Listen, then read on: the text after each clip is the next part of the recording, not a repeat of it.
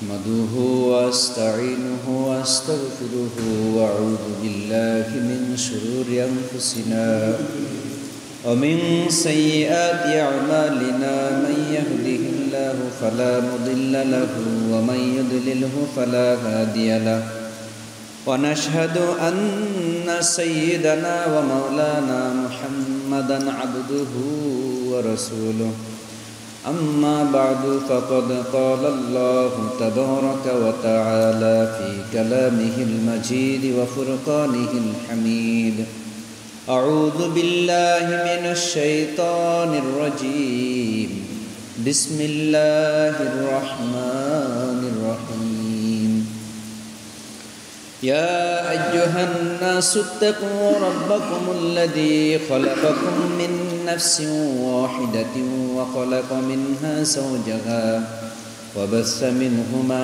رجالا كثيرا ونساء وقال رسول الله صلى الله عليه وسلم النكاح من سنتي فمن رغب عن سنتي فليس منا أعوذ بالله من الشيطان الرجيم إن الله وملائكته يصلون على النبي يا أيها الذين آمنوا صلوا عليه وسلموا تسليما اللهم صل على محمد وعلى آل محمد كما صليت على إبراهيم وعلى آل إبراهيم إنك حميد مجيد اللهم بارك على محمد وعلى آل محمد كما باركت على إبراهيم وعلى آل إبراهيم إنك حميد مجيد الحمد لله আল্লাহ তাআলা আমাদের সকলকে মাফ করে দিন এবং কবুল করুন। আমাদের পরিবার পরিজন সমগ্র বিশ্বের মুসলমানদেরকে আল্লাহ তাআলা কবুল করে নিন। নির্যাতিত নিপীড়িত মুসলমানদেরকে আল্লাহ তাআলা সাহায্য করুন। যারা অসুস্থ মুসিবত পেরেশানিতে আছে আল্লাহ তাআলা সকলকে সকল প্রকার বালা মুসিবত থেকে হেফাজত করুন বলি আমিন। আল্লাহ তাআলা সকলকে মসজিদ মুখী বানায়া দেন, নামাজি পরহেজগার মুত্তাকি বানায়া দেন। যে নামাজ আদায় করে না আল্লাহ তাআলা তাকে নামাজের গুরুত্ব তার অন্তরের মধ্যে পৌঁছে দেন এবং নামাজের মহব্বত, আল্লাহ তাআলার মহব্বত, রাসূলুল্লাহ সাল্লাল্লাহু আলাইহি ওয়াসাল্লামের মহব্বত সকল ইমানদার মুসলমানের অন্তরে আল্লাহ তাআলা দান করুন। সকলে বলে আমিন। আল্লাহ তাআলা আমাদেরকে তাড়াতাড়ি আসার তৌফিক দিয়েছেন, শুকরিয়া আদায় করি আলহামদুলিল্লাহ।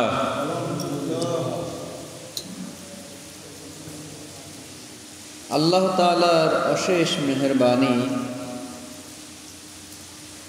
বান্দাকে আল্লাহ তাআলা ইবাদত করার নিয়ত করার সাথে সাথে সুযোগ করে দেওয়া, এটা আল্লাহ তাআলার অনেক বড় মেহেরবানি। পৃথিবীতে কোটি কোটি মানুষ আছে, এর মাঝে কিছু মানুষ আল্লাহ তাআলার পছন্দের ইবাদত করে, আল্লাহ তাআলাকে ভালোবাসে, আল্লাহ তাআলার মহব্বত দিলের মধ্যে লালন করে, রাসূলুল্লাহ সাল্লাল্লাহু আলাইহি ওয়াসাল্লামের আদর্শ দিলের মধ্যে লালন করে। ওই বান্দা, যে বান্দা তার মুআমালাত মুআশারাত জীবনের প্রতি পদক্ষেপে চিন্তা করে রাসূলুল্লাহ সাল্লাল্লাহু আলাইহি ওয়াসাল্লাম কীভাবে করেছেন, সাহাবায়ে কেরাম কীভাবে করেছেন, আল্লাহ তাআলা কীভাবে আদেশ করেছেন করার জন্য, কোরআনে কীভাবে আছে, হাদিসে আছে, সুন্নাহ কীভাবে হয়, সেই আল্লাহ তাআলার বান্দাগুলোকে আল্লাহ তাআলা পরম আদরে রাখেন, ভালোবাসেন। দুনিয়ার সমস্ত নাজ নিয়ামত, সমস্ত সৃষ্টি যারা আছে সকলেই ওই বান্দার জন্য দোয়া করতে থাকে। আর ওই বান্দার ইন্তেকালের সময় সৃষ্টি তার জন্য কাঁদতে থাকে, হায় আল্লাহ তাআলার প্রিয় একজন বান্দা চলে গেল। আজকের আলোচনার বিষয় স্বামী স্ত্রীর যে হুকুম, ইসলামী শরীয়তের যে বিবাহ, স্বামী স্ত্রী, পরিবার, ইসলাম এর মাঝে যে গুরুত্বারোপ করেছে, পরিবারকে যে গুরুত্ব দেয়, পারিবারিক বিষয়, স্বামী স্ত্রীর বিষয়, বাড়াবাড়ি, ছাড়াছাড়ি, এই বিষয়গুলো শিক্ষণীয়, শিখতে হবে প্রত্যেকের। আল্লাহ তাআলা আমাকে তৌফিক দিন কোরআন এবং হাদিস থেকে আলোচনা করার। সবাই বলেন আমিন। আল্লাহ তাআলা সূরা নিসার প্রথম আয়াতে আল্লাহ তাআলা বলেন, ইয়া আইয়ুহান নাসু তাকু রাব্বাকুমুল্লাযী খালাকাকুম মিন নাফসিন ওয়াহিদাহ ওয়া খালাকা মিনহা যাওজাহা ওয়া বাসসা মিনহুমা রিজালান কাসীরান ওয়া নিসাআ ওয়াত্তাকুল্লাহাল্লাযী তাসাআলুনা বিহি ওয়াল আরহাম ইন্নাল্লাহা কানা আলাইকুম রাকীবা। পৃথিবীর দুনিয়াতে আল্লাহ তাআলা আমাদের জন্য জীবন যাপনের যে ব্যবস্থা করেছেন, জীবন যাপনের জন্য হালাল হারাম হুকুম করে দিয়েছেন। এক জীবন হলো হালাল জিন্দেগি, আরেকটি বিপরীত সাইডে আরেকটি জিন্দেগি হলো হারাম জিন্দেগি। হারাম জিন্দেগি এবং হালাল জিন্দেগির মধ্যে অনেক পার্থক্য রয়েছে, আমাদেরকে সেগুলো শিখতে হবে। ইসলামী জিন্দেগি, মুসলিম জিন্দেগি, মুসলমানের জিন্দেগি কেমন হবে, ইমানদারের পরিবার কেমন হবে, ইমানদারের পারিবারিক জীবন কেমন হবে, মুসলিম পারিবারিক জীবন কেমন হবে, এই সব কিছু আমাদের শিক্ষার দরকার।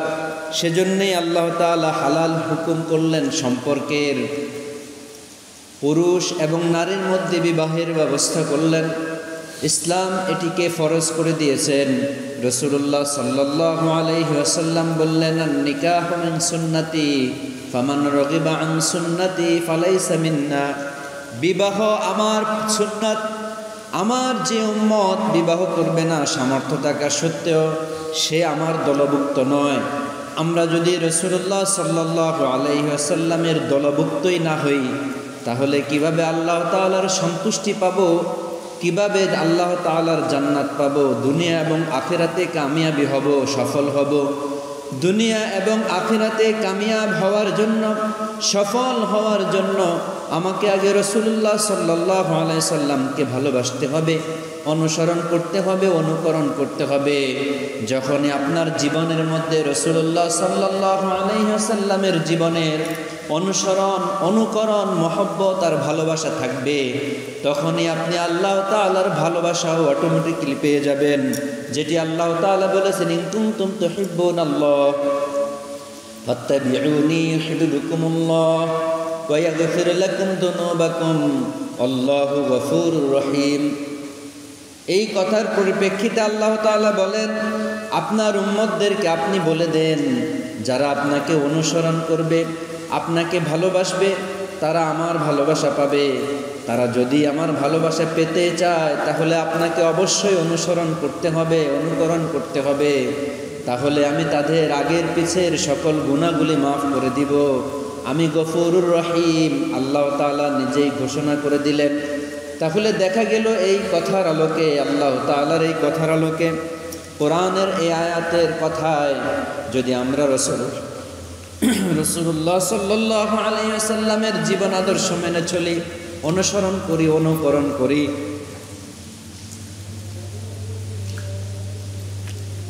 তাহলে আমাদের জিন্দেগির গুনাহগুলি আল্লাহ তাআলা নিজ গুণে ক্ষমা করে দিবেন। ইয়াগফির লাকুম যুনুবাকুম। আপনার উম্মতদেরকে বলেন যে আমার ভালোবাসা যদি তারা পেতে চায়, তাহলে তারা যেন আপনাকে অনুসরণ করে, আপনাকে ভালোবাসে, আপনাকে মহব্বত করে।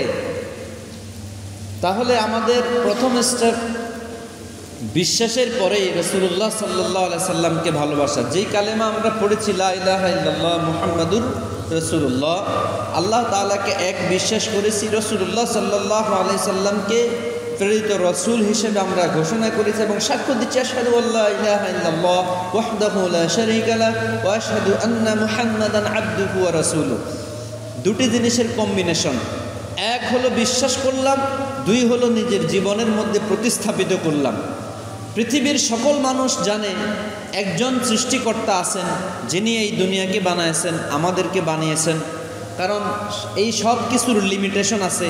পৃথিবীতে যত ক্ষমতাধর এসেছেন, যত ক্ষমতাধর ব্যক্তি ছিলেন এবং যত সম্পদশালী ব্যক্তি ছিলেন, সকলকেই দুনিয়া থেকে চলে যেতে হয়েছে। তারা দেখেছে যে চলে যেতেই হবে। এখনও দুনিয়াতে যারা আছে তারা সকলেই জানে, সকলেই বিশ্বাস করে এই পৃথিবী থেকে লিমিটেশন হায়াত নিয়ে এসেছি।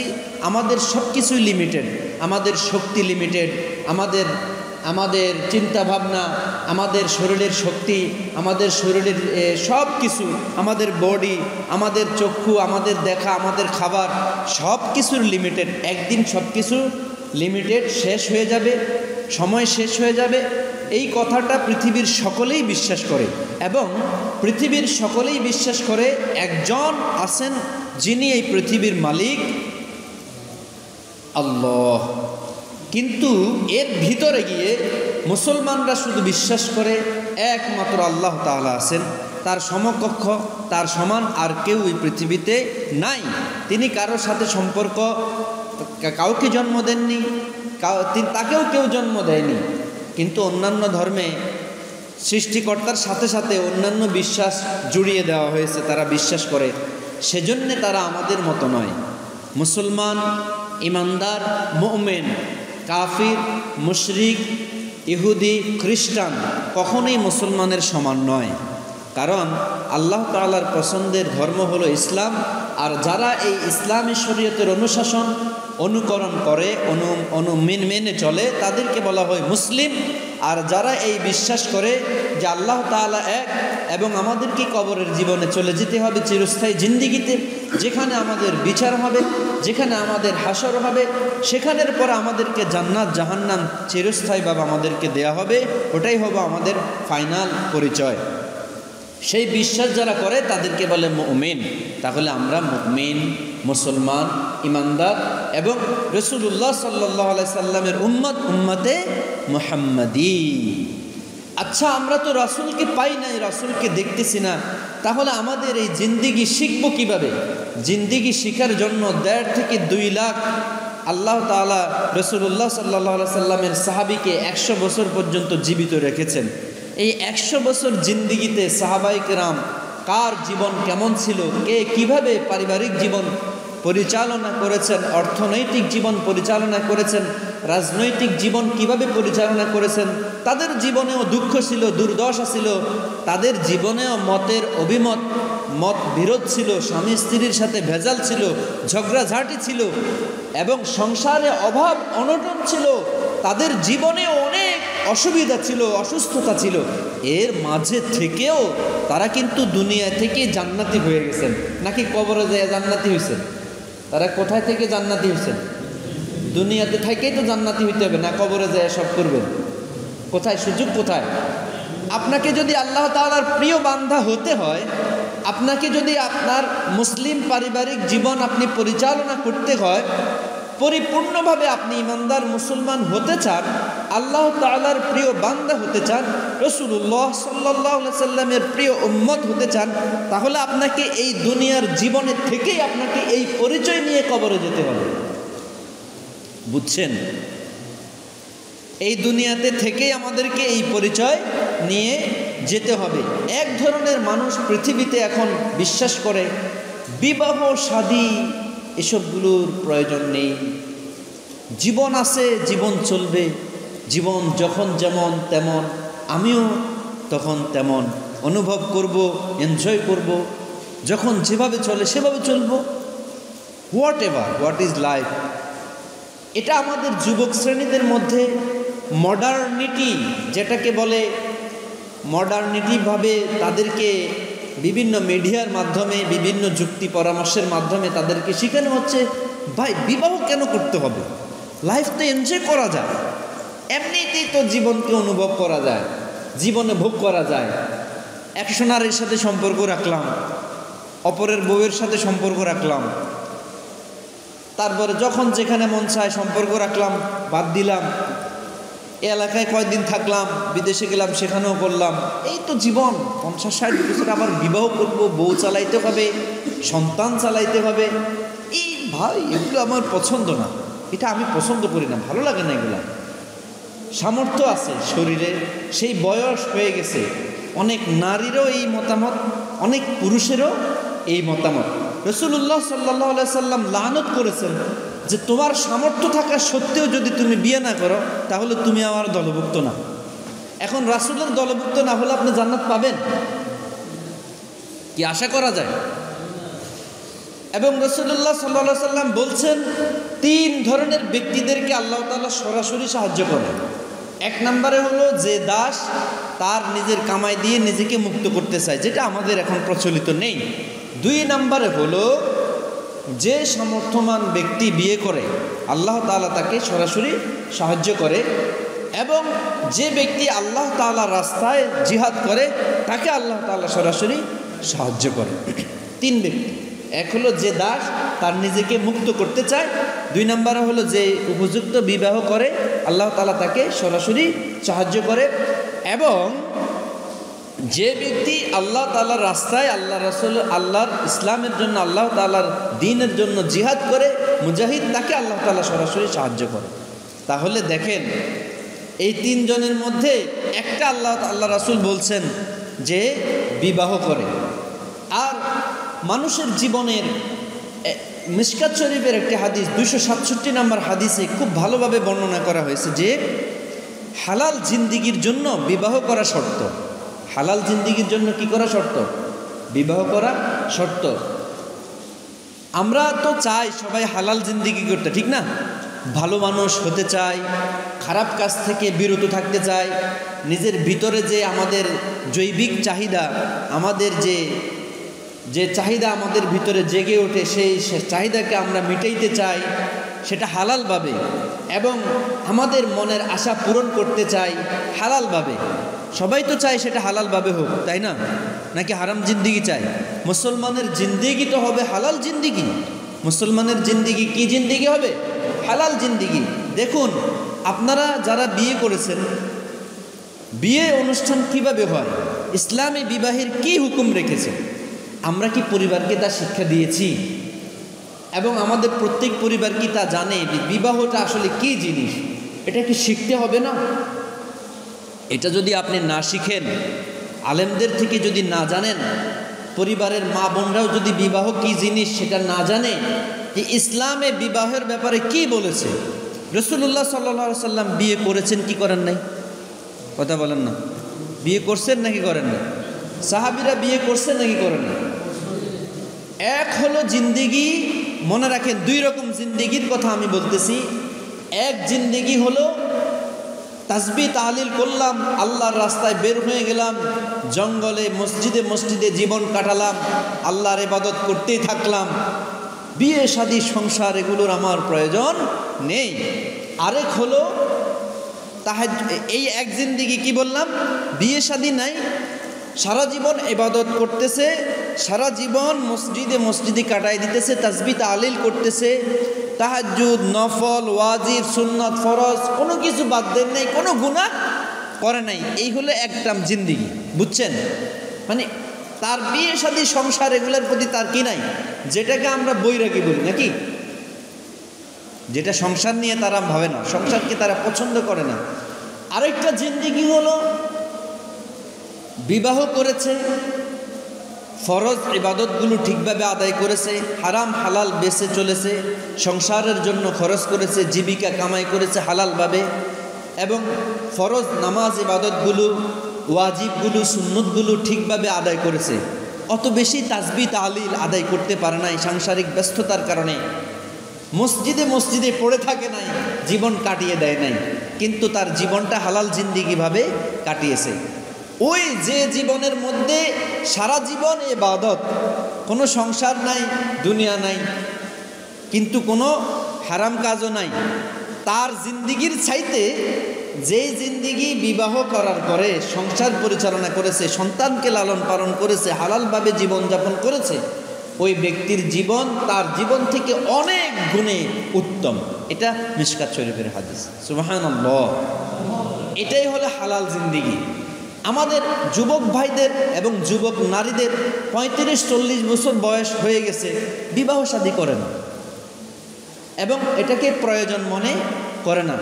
তো রাসূলুল্লাহ সাল্লাল্লাহু আলাইহি সাল্লাম বলছেন, তুমি যখন হালাল জিন্দেগি করতে চাইবা, তুমি যখন বিবাহ করবা, তোমার স্ত্রী থাকবে, সহধর্মিণী থাকবে, সংসার জীবন থাকবে, তখন সেই কারণে তোমার সাথে যে পরিপূর্ণ 100% গুনাহ হওয়ার কথা ছিল সেটা 70-60% কমে যাবে। তুমি তখন অন্য নারীর দিকে তোমার লোভ লাগলে সেটা তোমার আসবে না পারিবারিক কারণে।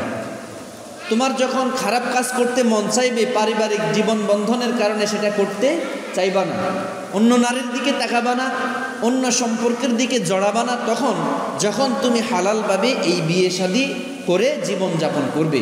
এই জন্যে রাসূলুল্লাহ সাল্লাল্লাহু আলাইহি সাল্লাম বলেছেন যে যার সামর্থ্য আছে স্ত্রী পরিচালনা করার জন্য তার অবশ্যই বিয়ে করা উচিত, এবং বিয়ে করা ফরজ, বিয়ে করা রাসূলুল্লাহ সাল্লাল্লাহু আলাইহি সাল্লামের সুন্নত। এবং যে স্ত্রী পরিচালনা করার ক্ষমতা রাখে না, একদম নাই, তার জন্য বলা আছে ধৈর্য ধরার জন্য। এবং 5 নম্বর পারার প্রথমেই আল্লাহ তাআলা এটা আলোচনা করে দিয়েছেন, তার জন্য হলো ধৈর্য ধরার জন্য।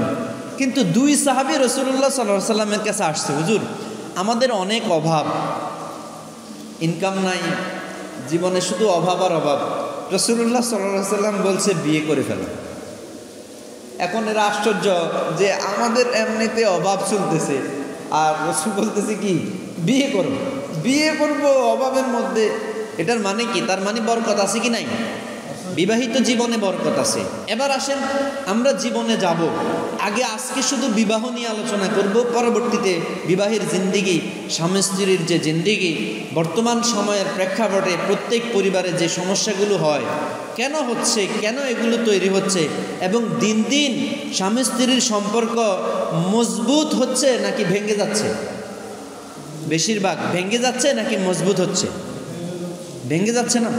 বেশিরভাগ সংখ্যায় আপনি আদালতে গেলে দেখতে পাবেন এক এলাকাতে কত পরিমাণ কি হচ্ছে, উকিলদের কাছে গেলে দেখতে পাবেন কি পরিমাণ ছাড়াছাড়ি হইতেছে, এবং একজনের বউ আরেকজনে নিয়ে যাইতেছে, অথবা এই ছাড়া দিছে, ছাড়া দিয়ে আরেকজনের কাছে গেছে, তাকে ভালো লাগে না, আবার আরেকজনের কাছে গেছে। উকিলদের সাথে কথা বললে বুঝতে পারবেন যে ভাই সারাদিন এগুলো নিয়ে পড়ে থাকবে। আল্লাহ বলেন আস্তাগফিরুল্লাহ, নাউযু বিল্লাহি মিন যালিক। আল্লাহ তাআলা এই বিষয় থেকে হেফাজত করুন, বলেন আমিন। আমাদের সকলকে, আমাদের পরিবারের সকলকে আল্লাহ তাআলা হেফাজত করুন, সবাই বলেন আমিন। এর একমাত্র কারণ হলো ইসলামী সংস্কৃতিকে লালন না করার কারণে। আমরা যে বিয়ের অনুষ্ঠানগুলো করি, এক সময় বিয়ের অনুষ্ঠানগুলোতে বরকত ছিল, খাবারের বরকত ছিল, অনুষ্ঠানের বরকত ছিল, মেহমানের মধ্যে সন্তুষ্টি ছিল। এখন কমিউনিটি সেন্টারের মধ্যে লাখ টাকা আয়োজন করেও মেহমানের মনের সন্তুষ্টি পাওয়া যায় না, ঠিক কি না? কিন্তু আমরা ছোটবেলায় দেখেছি যখনই কোথাও কেউ মেয়ের বিয়ে, ছেলের বিয়ের আয়োজন করত, কোরআন খানি করত, কোরআন খতম করত, ঠিক না? কোরআন খতম করত। এসব গায়ে হলুদ, মাথায় হলুদ আর পকেটে হলুদ এগুলোর ব্যবস্থা ছিল না। এটা ইসলামী সংস্কৃতি না। এটা কি? একজন মেয়ে বসে থাকবে, তার বিয়ে, তো তাকে প্রোডাক্ট বানায় সাজায় গুছায় রেখে দিছে, তো সমাজের যারা যারা পরিচিত আছে, আত্মীয় স্বজন সবাই এসে এসে তার কপালের মধ্যে হলুদ লাগাই দিবে, তার গালের মধ্যে হলুদ লাগাই দিবে। এটা কোথায় আছে? এটা কোন সংস্কৃতিতে আছে? মানে ইসলামের কোন জায়গায় কবে এটা পালন হয়েছে? এরকম আরো অনেক কিছু আছে। এই যে অপসংস্কৃতি, আমাদের অপসংস্কৃতির বেড়াজালের মধ্যে আমরা ঢুকে গেছি, তো বরকত আসবে কোত্থেকে? অথচ আবার ভালো করে হেলে দুলে গান বাদ্যর আয়োজন না করলে তো বিয়েই হয় না। কি বলে? কয় যে ভালো করে আয়োজন না করলে তো এটা বিয়েই না। কি বলে? আবার অনেক ফটকা আলেম দেখবেন, এরা বলে যে জায়েজ আছে, হালকা পাতলা বাজ না, এগুলো কোনো বিষয় না। কি বলে? এলো ফটকা। যদি বিয়েতে যদি হালকা পাতলা গান বাজনা আয়োজন জায়েজ থাকে, তাহলে আমাদের জিন্দেগিতে কেন গান বাজনা নিষেধ? কথা বুঝেন নাই? হালাল জিন্দেগি, হালাল বিনোদন করতে হবে, হালাল সংস্কৃতি পালন করতে হবে। আমাদের জীবনটা কি জিন্দেগি? হালাল জিন্দেগি। বলেন আজকে সবাই বলেন, আমাদের জিন্দেগি কি জিন্দেগি? তাহলে আমাদের পারিবারিক জীবন হবে হালাল, আমাদের রাজনৈতিক জীবন হবে হালাল, আমাদের দোকানদারের জীবন হবে হালাল, আমাদের ব্যবসায়িক জীবন হবে হালাল। আমরা কেন হারামে যাব? হারাম যদি আমাদের নিষেধই থাকে। এজন্যে বিবাহিত জিন্দিগির মধ্যে বরকত তখন আসবে যখন আপনার জিন্দিগি হবে হালাল। আজকে এই সংস্কৃতি আরও আছে, আপনাদের গ্রামে আছে, আমাদের অনেক গ্রামে আছে।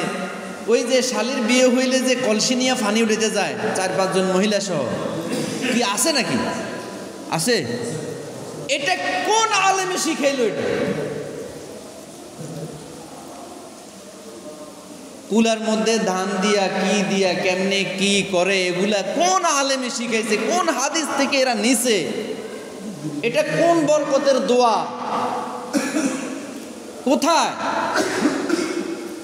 আয়েশা রাদিয়াল্লাহু তাআলা আনহা বলতেছেন, যে বিয়ে কম খরচের মধ্যে সম্পাদিত হয় ওই বিয়ের জীবনে বরকত হয়। সুবহানাল্লাহ। দেখবেন এখনো এটাই হচ্ছে। এখন ধরেন যেটা ইসলামের নাই, যেগুলো আমরা করি, কিন্তু হুজুরে কিন্তু ডাক দিয়া যে খুতবাটা পড়ায় হুজুরে, এই খুতবার আয়াতগুলোর অর্থ যদি শুনতেন তাহলে এগুলো একটাও করতেন না।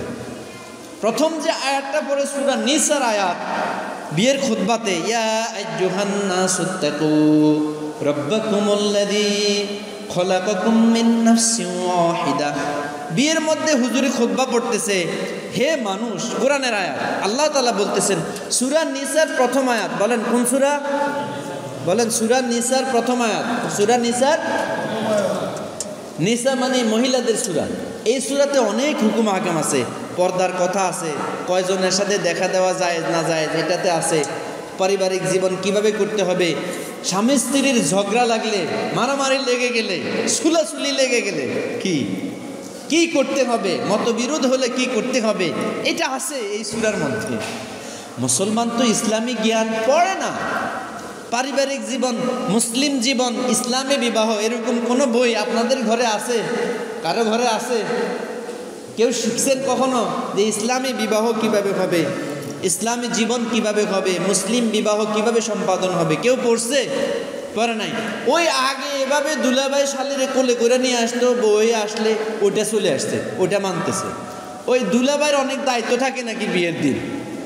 বেশি হাসি তামাশা করা, শালিদেরকে আর জ্যাঠদেরকে কি করা, রং মাখায় দেওয়া, তারপরে ফাতরামি কথাবার্তা বলা, ফাহেসা খারাপ কথাবার্তা বলা, তারপরে ওই বাড়িতে যদি প্রবাসী বউ থাকে তার সাথে তো মাস্তির কোনো শেষে নাই, তার জামাই নাই, এই জন্য ইচ্ছা মতো আনন্দ করা। হয় কি না? হয় না? কোন জায়গায় আছে এগুলো? কোন আলেমে এই বিয়ের অনুষ্ঠান শিখাইলো আপনাদেরকে যে দুলাভাই সহ যারা যেসব দুলাভাই আছে কলসি 4-5টা নিবে, পুকুরে নামবে, এ পানি দিয়ে কি করবেন আপনি? এ পানি কিসের বরকত? আপনার পুকুরের পানিতে যদি বরকতই থাকে তা আপনি বাসার ভিতরে গোসল করেন কেন? বিয়েতে যদি বরকত হয় এই পানিতে, তাহলে তো উচিত আমাদের প্রতিদিন কলসি কেটে নিয়ে দুলাভাই করে ডেকে ডেকে এনে গোসল করান। কথা বোঝেন না? বিয়ের অনুষ্ঠানে করেনি? আপনাদের দেখছেন আসেনি? এটা কি কথা বলেন না? আসেনি? কি বলে? কি কি কি বলে এটারে? কি বলে? ফানি আনে যেটারে কি বলে? বিয়ের গোসলের জন্য কি করে? মানে দুলাভাই শালি যা আছে সব মিলে একসাথে পুকুরে ঢুকে, তারপরে মজা মাস্তি যা করে, তারপরে ওই পানি নিয়ে আসে। অথচ দেখেন বিবাহিত জীবনটা কত ইম্পর্টেন্ট একটা জীবন, কত গুরুত্বপূর্ণ জীবন। সারা জীবন এই পুরুষ এই মহিলা তাকে কাটাইতে হবে এবং তাদের সন্তান হবে, বংশধর হবে। হালাল বংশধর হওয়ার জন্যই তো এই সিস্টেম। হালাল জিন্দিগির জন্য একজন পুরুষ মহিলার চাহিদা পূরণ হবে। এজন্য আল্লাহ রসুল, আল্লাহ তাআলা হুকুম করলেন, হালাল জিন্দিগি করতে চাও, কোরআন হাদিসকে সাক্ষী রেখে, আল্লাহকে সাক্ষী রেখে এবং উকিল একজন দুইজনকে সাক্ষী রেখে কোরআন হাদিসের দোয়ার মাধ্যমে তোমার বিয়ের অনুষ্ঠান, বিবাহিত জীবন শুরু করো। তোমাদের মাধ্যমে যে সন্তান আসবে সে হবে নেক, সে বংশধর হবে নেক বংশধর। এখন আপনারাই যদি শালি দুলাভাই মিলে মজা মাস্তি করেন, আপনার সন্তান যেটা আসবে সেটা আরও বেশি করে। আর এই বিয়ের মধ্যে বরকত কিভাবে হবে? এবং এগুলো করতে গিয়ে মারামারি, কাটাকাটি, ছাটাছাটি, লাগালাগি, অভাব অভিমান হয় কি হয় না? এমনও হয় বিয়ের অনুষ্ঠানের মজা মাস্তি নিয়ে প্রবাসীর বউ তাকে তালাক দিয়ে দিছে। হয়েছে কি না? হয় কি না? এখন এইগুলোর কারণ কি? ছাড়াছাড়িটা কেন আসলো? একজন পুরুষ কেন তালাক কথাটা মুখে চলে আসে? হয়তো তার ভুল আছে, না হলে ওই মহিলার ভুল আছে। অথচ এই বিবাহিত জীবন প্রত্যেক মুসলমানের জন্য অনেক গুরুত্বপূর্ণ। অথচ প্রত্যেকেই চায় তার সন্তান নেক হোক, চায় কি না? আপনারা সবাই চান না আপনাদের সন্তান নেক সন্তান হোক? চান কি না? এবং আপনারা এটাও চান আপনার মেয়ের ঘরে যে নাতি জন্ম নেবে সেও নেক সন্তান হবে, চান কি না? আপনার ছেলের ঘরে যে সন্তান হবে সেটা নেক সন্তান হবে, চান কি না?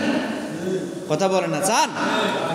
সেজন্যেই আল্লাহ রসুল সাল্লাল্লাহু সাল্লামের হাদিস মিশকাত শরীফের এই 267-68 নাম্বার হাদিসে রাসূলুল্লাহ সাল্লাল্লাহু সাল্লাম বলছেন, আয়েশা রাদিয়াল্লাহু তাআলা আনহা বলতেছেন যে তোমরা যখন পাত্রী নির্বাচন করতে যাইবা, টাকা পয়সা অর্থ সম্পদের চেয়েও বেশি গুরুত্ব দিবা সে নেক কিনা, সে কি কিনা। আগে এগুলো করতো। বলতো মা কোরআন শরীফটা নিয়ে আসো একটু শুনি। কি বলেন? মা নামাজ কয় ওয়াক্ত পড়ো? সুন্নত কি, ফরজ কি, ওয়াজিব কি? তো আটকানোর জন্য বলতো, বলো তো ভিতরের নামাজ কয় রাকাত, নামাজ কয় ওয়াক্ত। তো আটকে গেলে বলতে এ মেয়ে হবে না, এ মেয়ে নামাজ কয় ওয়াক্ত সেটাই জানে না, কোরআন শরীফ কি এটাই জানে না, এ দিয়ে আমাদের সব বংশধর নষ্ট হবে। কি বলতো কি না? আগে দেখতো সহায় সম্পদ সামর্থ্য, তারপরে এগুলো দেখতো, এগুলোকে প্রাধান্য দিত বেশি। প্রথমে দেখতো বংশ ঠিক আছে, গরু ছাগল, গোলা ভরা ধান, পুকুর ভরা মাছ, হ্যাঁ, মাঠ ভরা ক্ষেত দেখার পরে তারপরে যাইতে হলো আচ্ছা বলেন মেয়েটা পর্দানসীন কিনা, মেয়ে নামাজের প্রতি গুরুত্ব কেমন। মনে রাখবেন পাত্র এবং পাত্রী যদি নেক হয় তাহলে ওই জীবনও হবে নেক জিন্দিগি, এবং ওই জীবনে হবে বরকতময় জিন্দিগি, আর ওখানে কোনো অভাব অভিযোগ থাকবে না। যখন মানুষ নেক বান্দা হয় তখন তার ভিতরে ধৈর্য অটোমেটিক্যালি চলে আসে, কারণ ইমানদার ধৈর্য শিখেছে। আর পারিবারিক জীবনের সবচাইতে গুরুত্বপূর্ণ বিষয় হলো সংযম, মানে ধৈর্য ধরা, একে অপরকে মানিয়ে নেওয়া, একজন আরেকজনকে সহ্য করা, একজন আরেকজনকে বুঝে নেওয়া। সেটা আসে একমাত্র ইমানদার হইলে, না হলে সম্ভব হয় না। ঠিক কি না? এই আজকের যে বিবাহের অনুষ্ঠানগুলো হয়, বিবাহ পাত্র পাত্রী নির্বাচন করা হয়, সেখানে কি হয়, নিয়ত কি থাকে? আমার ছেলেকে বিয়ে করাবো, মেয়ের বাপে ছেলের বাপে কতটুক ছেলেকে দিতে পারবে এটা আগে দেখে।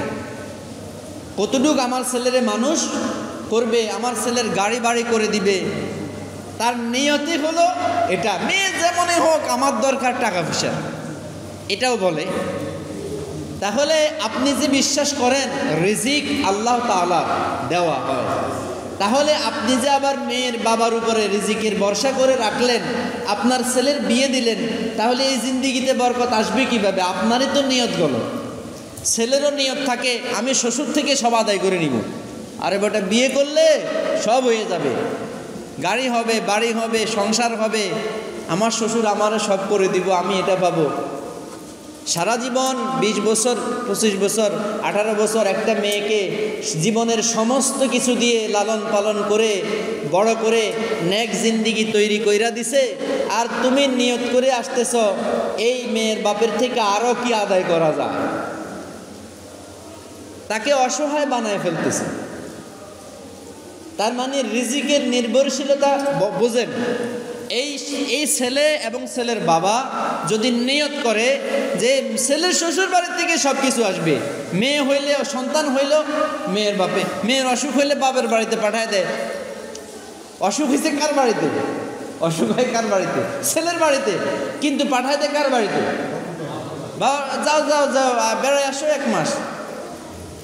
এখন যখন শুনছে অসুখ বিসুখ, এখন যাও যাও বেড়ায় আসো, তো এখন মা বাবা তো আর থাকতে পারে না সন্তানের এই অসুবিধা দেখে, তখন কি করে? ডাক্তার দেখে। এই যে ছোটোখাটো আমি আজকে যে বিষয়গুলো আলোচনা করতেছি, এগুলো ইসলামী জীবনের অন্তর্ভুক্ত। আপনি মনে করিয়েন না যে হুজুর আবার এগুলো কি আলোচনা করে। আপনার জীবনের প্রথম থেকে শেষ পর্যন্ত যা কিছু হয় সব কিছু ইসলামে আছে। আপনি কিভাবে সন্তানকে লালন পালন করবেন, স্ত্রীর জন্য খরচ করবেন। আল্লাহ তাআলা কি বলছেন সূরা বাকারাতে? হুন্না লিবাসুল লাকুম ওয়া আনতুম লিবাসুল লাহুন্না। আজকে শুধু কেবল গুরুত্বপূর্ণ বিষয়গুলো টাচ দিয়ে গেলাম, এরপরে ধারাবাহিকভাবে আপনাদেরকে শিখাবো, বলবো, আমিও আলোচনা করবো আমার হেদায়েতের জন্য, সকলের হেদায়েতের জন্য, যে আমাদের পারিবারিক জীবনগুলো এমন কেন হচ্ছে, পারিবারিক জীবনগুলো নড়বড় হয়ে যাচ্ছে। তো ওই বিয়ের অনুষ্ঠানের বরকতওয়ালা সন্তান ওই বাবাকে মানবে না কোনো দিন। বাবার সাথে বেয়াদবি করবে, দাদার সাথে বেয়াদবি করবে, নানার সাথে বেয়াদবি করবে, সন্তান হবে অবাধ্য, রিজিকে আসবে না বরকত, ঘরের মধ্যে থাকবে অশান্তি, ওই স্বামী স্ত্রীর মধ্যে শুধু না পাওয়ার অভিযোগ সারা জীবন থাকবে। আর বলবে তোরে আমি জীবনে মাফ করবো না, মরে গেলেও মাফ করবো না। জামাইরে বলবে, স্বামীকে কি বলবে? তুই আমার জীবনে কিছু দেশ নাই, আমিও তোরে মাফ করবো না, আল্লাহ তোরে মাফ করবে না। বলে কি বলে না? কথা বোঝেন না? বলে না? তো আবার ওই পুরুষও বলে যে আমিও তোর থেকে জীবনে কিছু পাই নাই, তোর বাপে আমার জীবনে কিছু দেয় নাই, আমি তোরে কি দিতাম। রিজিকের কনসেপ্ট যেটা, রিজিক বলতে আপনারা কি বুঝেন? শুধু কেবল ভাত মাছ তরকারি আলু যা খাইতেছেন এগুলাই রিজিক? আপনারা কি বুঝতেছেন? এগুলাই কি রিজিক? আপনি যে নিঃশ্বাস নিচ্ছেন এটাও তো রিজিক, আমি যে কথা বলতে পারতেছি এটাও রিজিক, আমি যে সুস্থ আছি এটাও রিজিক, আমি যে সুখে আছি এটাও রিজিক, আমি যে দুঃখে আছি, অভাবে আছি, মুসিবতে আছি, পেরেশানিতে আছি সেটাও রিজিক। আপনি যখন দুঃখ দুর্দশা মুসিবত পেরেশানিতে থাকবেন তখন আল্লাহ তাআলাকে বলবেন, আল্লাহ আপনি যে আমার অভাব নামক নিয়ামতটা দিছেন, আমার পরিবারের মধ্যে যে ঋণ নামক নিয়ামত দিছেন, আমি এটা পারতেছি না, আমি এটা সহ্য করতে পারতেছি না, আমার ধৈর্য শক্তি কম। মাওলা আমারে যে আপনি এই রোগটা দিছেন, এই নিয়ামত দিছেন আলহামদুলিল্লাহ, তবে আমি তো পারতেছি না, আপনি আমার থেকে এটা উঠায় আনেন। কথাটা কি সুন্দর নাকি ভালো না? এভাবে বললে আল্লাহ তাআলা খুশি হবেন নাকি বেরাজ হবেন? প্রত্যেক মা বোন যদি এভাবে চিন্তা করত, এভাবে চিন্তা আসবে কোত্থেকে? বিয়ের অনুষ্ঠানে তো দুলাভাইয়ের সাথে ফাজলামি করে আসছে, গান বাজনা দিয়ে বিয়ের অনুষ্ঠান হয়েছে, হুজুরে দিয়ে যতক্ষণ 10-15 মিনিট দোয়া পড়াইছে আর হুজুরে খাইছে ততক্ষণ গান বন্ধ, বাকি 2 দিন 3 দিন যা ইচ্ছা তা করছে। তো বরকত আসবে কোত্থেকে? অথচ হুজুরে দোয়া করছে, আয় আল্লাহ এই বিয়ের অনুষ্ঠান আমি আপনার দরবারে তাওয়াক্কুল করে দিলাম, আপনি এদের জীবনে বরকত দেন, এদের সন্তানকে নেক সন্তান বানান, এদের জীবনে সুখ শান্তি দান করেন, এদের 2 জনের মধ্যে ফাতেমা আলী রাদিয়াল্লাহু তাআলা আনহুর মতো মহব্বত সৃষ্টি করে দেন, এদের জীবনে বরকত দান করেন। হুজুরের দোয়া শেষ, আলহামদুলিল্লাহ পকেটে হাদিয়া নিয়েছে, হুজুর চলে গেছে, মসজিদ পর্যন্ত গেছেনি, দেখছে রাস্তাতে, তারপরে শুরু হয়েছে ধুমধারাক্কা দোয়া, কিন্তু হুজুরে দিয়ে করাইছে, ঠিক কিনা? এখন এটা হইতেছে কিনা বলেন না? এটা হইতেছে? বলেন এটা কি মুসলমানের জিন্দিগি আর মুসলমানের বিয়ে হইল? এখনকার সমাজে মুসলমানের যে বিয়ের অনুষ্ঠান হয় এবং একটা হিন্দু বাড়িতে গিয়ে বিয়ের অনুষ্ঠান দেখবেন তেমন কোনো পার্থক্য কি, ঠিক কিনা? তো আমরা মুসলমান জিন্দিগি কেমনে হইলাম? আমরা আবার মসজিদে নামাজ পড়তেছি, আল্লাহ তাআলার কাছে জান্নাত কামনা করতেছি, মুসিবতের জন্য পেরেশান হয়ে গেছে। আল্লাহ তাআলা আমাদের জীবনে বরকত দান করুন, সবাই বলেন আমিন। এখন থেকে ওয়াদা করেন, আপনার আমার সন্তানের বিয়েতে কোনো গান বাদ্য হবে না, বেপরদা কোনো কাজ হবে না, অপসংস্কৃতি, গায়ে হলুদ মায়ে হলুদ এগুলা কিছু হবে না। গায়ে তো হলুদ দেয় না, হলুদ দেয় কোথায়? কপালে দেয়। কোথায় দেয়? আদর যত্ন করে কপালে দেয়। এখন মুরব্বীরা অসহায়, এখনকার সমাজের মুরব্বীরা হলো সমাজের প্রাণ। সমাজের মুরব্বীরা কি সমাজের প্রাণ? এরা বেঁচে আছে বিধায় দোয়া আছে, বরকত আছে। এবং শিশুরা এখন সমাজের মুরব্বীরা অসহায়, এরাও যাইয়া লাগাই দিয়ে আসে কপালের মধ্যে আর গালের মধ্যে। কি করবে? বলে যে সবাই করে হুজুর। এখন প্রশ্ন হলো এটা কই পাইলেন? এই যে দুলাভাই ফানি উঠে, এটা কই পাইলেন? কুলার মধ্যে ধান দুবা দিয়া দুর্বা ঘাস দিয়া যে গীত গাইতেছেন, আচ্ছা গীত গাইতেছে বাধ্য করতেছে না, খারাপ গীত না গাইলে সমস্যা নাই, গীত গাইতে পারেন, কিন্তু খারাপ গীত গাওয়া যাবে না। দুলাভাইরে মিশাইয়া শালিরে মিশাইয়া আছে নাকি? কথা বলে না, আছে নাকি? ইসলাম রেস্ট্রিক্টেড যেটা দিছে, আপনাকে নিষেধ করছে, সেটা যদি আপনি করেন, আপনারা বলেন আপনাদের জ্ঞানে কি বলে? আল্লাহ রাসূল যেটা নিষেধ করছে সাহাবীদের জীবনে যেটা নাই, এবং যেটা হারাম করা হয়েছে, মুসলমানের জিন্দিগিতে যদি ওই হারাম কাজটা হয়, ওই মুসলিম জিন্দিগিতে বরকত আসবে কি আসবে না? কথা বলেন, আসবে কি আসবে না? বোঝেন না আপনারা? আল্লাহ তাআলার নিষেধ করা হারাম কাজ যেই জিন্দিগিতে হবে, যেই জীবন শুরুই হবে এটা দিয়ে, সেই জীবনে বরকত কি আসবে? আসবে? তাহলে আজকে থেকে ওয়াদা করেন, আমাদের যদি কারো বিয়ের অনুষ্ঠান হয়, আমরা এই ধরনের অপসংস্কৃতি করব না। বিয়ের অনুষ্ঠান হবে, পাত্রী নির্বাচন করবেন, পাত্র নির্বাচন করে নেক বান্দা বান্দি দেখে, এবং বিয়ের অনুষ্ঠান হবে, কথাবার্তা হবে। আল্লাহ তাআলা হালাল করে দিয়েছেন মোহর, মোহরের কথাবার্তা হবে। যদি আপনি খুতবা না পারেন, তাহলে একজন আলেমকে ডাক দিয়ে সুন্দরভাবে যেভাবে বিয়ের অনুষ্ঠান হয় সাক্ষী দিয়ে সরকারি রেজিস্ট্রেশন করে বিয়ে করবেন। সামর্থ্য থাকলে এলাকার লোকজনকে খাওয়াবেন। আপনাকে কে বললো সুদে 50,000 টাকা নিয়ে খাওয়ার আয়োজন করতে? এটা না করলেও তো পারতেন, এটা তো ফরজ না, অল্প কয়েকজনকে খাওয়াইলেও হবে। সময় শেষ হয়ে গেছে, ইনশাআল্লাহ পরবর্তীতে মুসলিম পারিবারিক জীবনের যে আলোচনা শুরু হয়েছে, আল্লাহ তাআলা আমাকে তৌফিক দিলে বাকি আলোচনাগুলো হবে। আল্লাহ তাআলা আমাদের জীবনে হেদায়েত দিন, সবাই বলেন আমিন। মুসলিম জিন্দিগিতে আমাদেরকে হালাল জিন্দিগি লালন করার তৌফিক দিন, সবাই বলেন আমিন। যেই অনুষ্ঠানে এসবগুলো হবে, ওই অনুষ্ঠানে আপনি দাওয়াত না খাইলে কি হবে? কি বলেন? এই জন্য আল্লাহ তাআলা আমাদেরকে বুঝ দান করুন, সবাই বলেন আমিন। আল্লাহ তাআলা আমাদেরকে, আমাদের পরিবারের সকলকে, আমাদের সন্তান, বিবাহ উপযুক্ত মেয়ে, বিবাহ উপযুক্ত ছেলের বিয়ে আল্লাহ তাআলা যেন হালালভাবে করিয়ে দেয়, সেই তৌফিক দেয়, সবাই বলেন আমিন। ওয়া আখির দাওয়ানা আলহামদুলিল্লাহি রাব্বিল আলামিন। ওয়াসসালাতু ওয়াসসালামু আলা নাবিয়্যিহি ওয়া আসহাবিহি আজমাইন। সুন্নাত